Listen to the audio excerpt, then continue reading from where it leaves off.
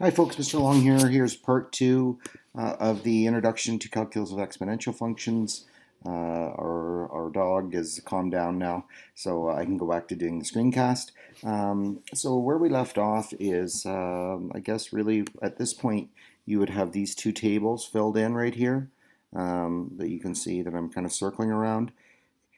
And then what you'll need to do is to move down to here. And what we need to do is to use Desmos or your black calculator to figure out the value of the function and to also figure out the value of the derivative.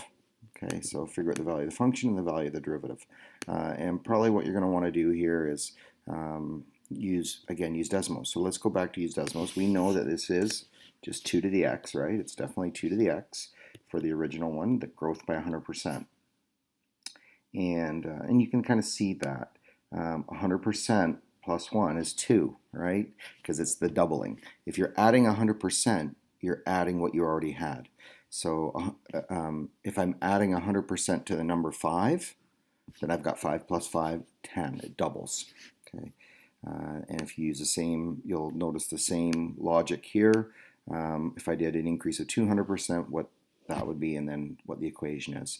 You're going to work out the equation in the middle based on your understanding that 100% growth is 2 to the x. Well, what will 171.282% be? And that's an important number you're going to find out.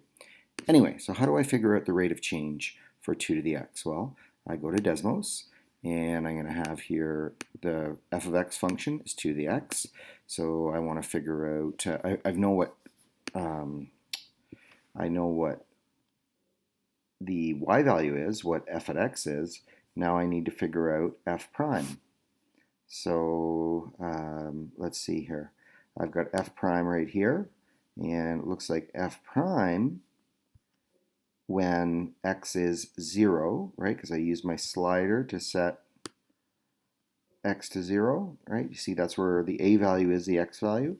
So I go to here and it says that if a is 0, then the derivative value is 0.693.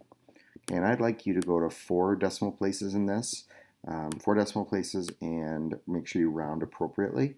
So 0.6931. So let's go back to here, and this would be 0.6931. And then what I want you to do is I want you to calculate the derivative divided by the function value. So this would be 0.6931 divided by 1, which is just going to give you 0.6931. Okay, there's my dog barking. He's out in the backyard and wants to get in. So anyway, what you're going to do is fill out the table that way.